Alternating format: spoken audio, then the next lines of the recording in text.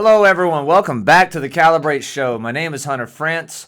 I am here to talk about Revelation chapter 2, verses 8 through 11 today, as well as introduce a little overview of the seals of the book of Revelation. Stick around after the bumper.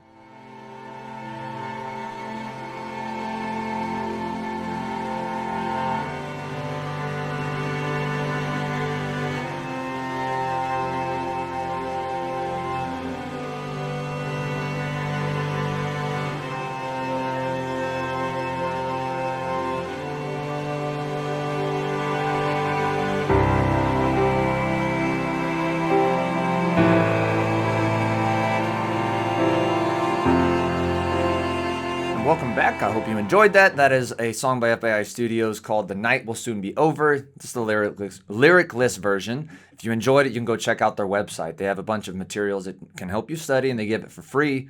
Free and free forever, as they're saying. It's a good saying. Because the times are short, baby! So today we're getting in the book of Revelation, chapter 2. And this will actually be one of my shorter videos. I'm going to read it to you right here. I'm going to read out of the NASB. This is the Church of Smyrna. And the reason we're doing this today is really because of verse 9. This is a verse that a lot of people use to try to point to and say that this is proof that the Antichrist will be a false Jewish Messiah. But the Bible never actually says that. And we're not going to get into it now. We're going to get into that when we get into the seals, specifically the first seal. We did a little episode of Gog of Magog. We did that in the Olivet Discourse. I'm not going to do that whole thing again. What I am going to do, though, is we are going to use some of the Old Testament references and tie it into the first seal. But that's getting ahead of ourselves. So today, I'm going to deal with this issue, a synagogue of Satan.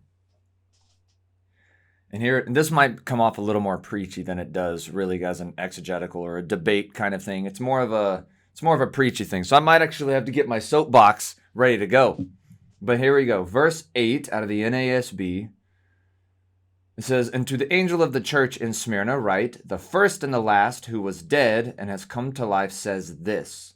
Remember, he's about to tell this church who has not been rebuked. They don't get a rebuke, but he promises them suffering and prison and even death. He says, this is going to happen to you, and it's going to be by the devil himself.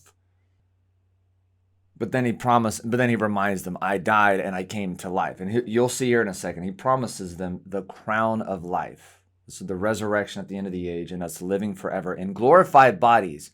It's the foundation of our faith, and it needs to be. So it helps us not be so worldly. Verse 9, "I know your tribulation and your poverty, but you are rich." Again, at the end of the age, we will be rich and rich forever. "And the slander by those who say they are Jews and are not, but are a synagogue of Satan. Do not fear what you are about to suffer. Behold, the devil is about to throw some of you into prison, so that you will be tested, and you will have tribulation for 10 days. Be faithful until death, and I will give you the crown of life. The one who has an ear, let him hear what the Spirit says to the churches. The one who overcomes will not be hurt by the second death." So right there in that last sentence, if you believe that these churches are all historical and they're not applicable for the church right now, this is Jesus. Anytime you see him say something like, "The one who has an ear, let him hear," he's signifying that he's talking to anybody who's going to read. Anyone who reads, he's talking to you. And he does this with all 7 churches. So yes, you should go through the churches on your own, talk through it with your pastor or someone you trust, or even have a friend. Have a Bible study with this. The 7 churches, you can take your time going through it. So let's deal with this issue of the Synagogue of Satan. So is it saying that the Jews are the church of Satan, we'll say? Because that's what people will take this as. Oh, the Jews must be evil. This must be the church of Satan. That's not what the text says. Read carefully. It says, this group of people who are calling themselves Jews are not actually Jews. They're liars. They're a synagogue of Satan. Now, where else do we see this happening in the Bible? Well, just a few sentences earlier. This is back to verse 2 in the letter to Ephesus. Jesus, I'll put this verse right here. He addresses them. "I know your deeds. I know you can't tolerate evil people. You have put to test those who call themselves apostles, but they're actually not apostles. You found them to be liars. They're liars. These are people calling themselves believers in Jesus, yet they're liars. So what's actually going on here? Well, we could get into the history. I could tell you about the Essenes and how the early believers were all Jewish. The church fathers were previously Jewish, the majority anyway. They would likely be from the Essenes, who actually had written about the Messiah dying before Jesus was actually born. The resurrection, all of the Old Testament prophets that we study now, they would have studied, and they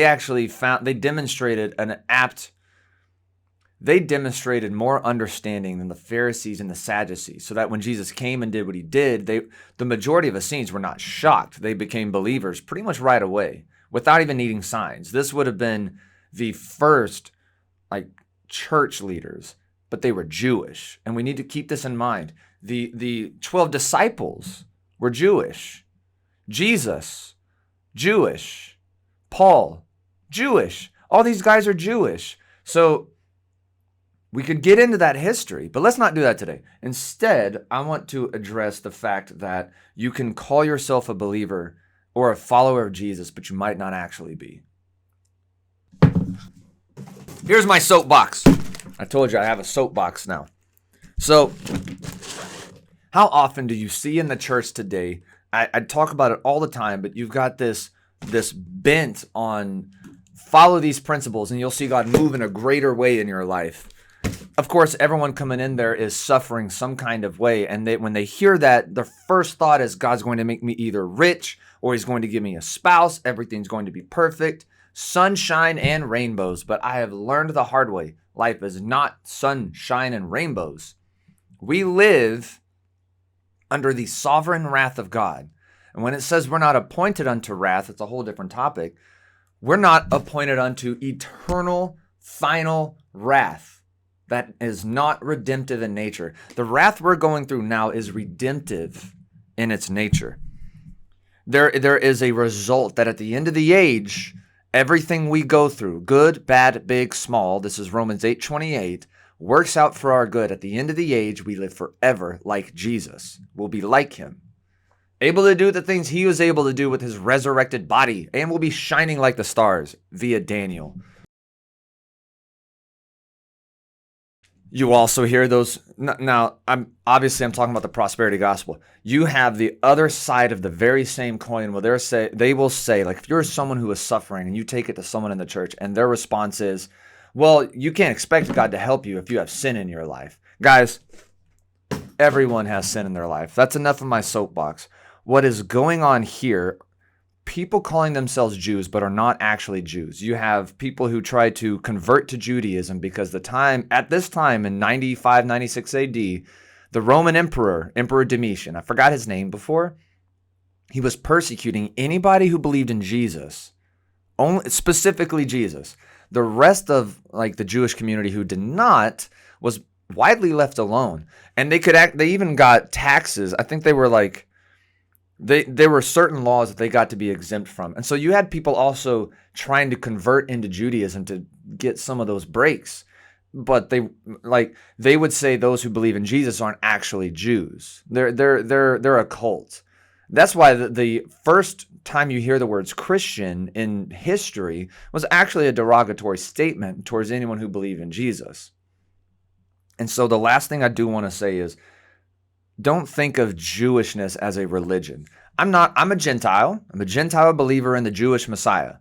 I am unfamiliar with some of the stuff in Judaism. But one thing I can say is it's not so much a religion. It's kind of a race, but it's not a race based on the color of skin.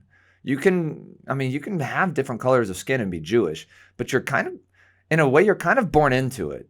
And when you become a believer in Jesus, you don't actually lose your Jewishness. One Rabbi Rob Schneider. There's a famous person named that, or something like that. But this is a rabbi. He's a Jewish rabbi who believes in Jesus. And you can look up his story.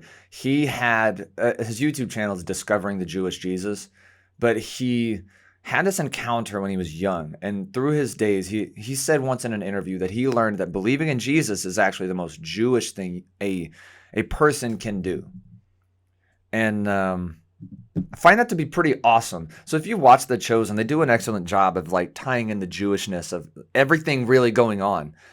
Jewishness is more than a religion, is essentially is what I'm saying. It's not simple as like, hey, I don't believe in the Hebrew God anymore, therefore I'm no longer Jewish. It's not how it works. It's not how it works at all.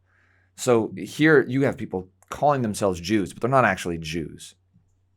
And yes, Paul would say that one is a Jew inwardly, and that kind of is tying things in together for the Gentiles to kind of help you understand. It's like you're not really Jewish, but inwardly you are, because you believe in Jesus, who is Jewish, and he's coming back as the Jewish king who will reign from Israel as a Davidic king with a Davidic government. And he will have a remnant of the people, the ethnic, geographic people, the Jews and the Israelites. He will have his remnant. They will be there with him, but you will have Gentiles also there who are grafted into this promise. It's a very beautiful thing.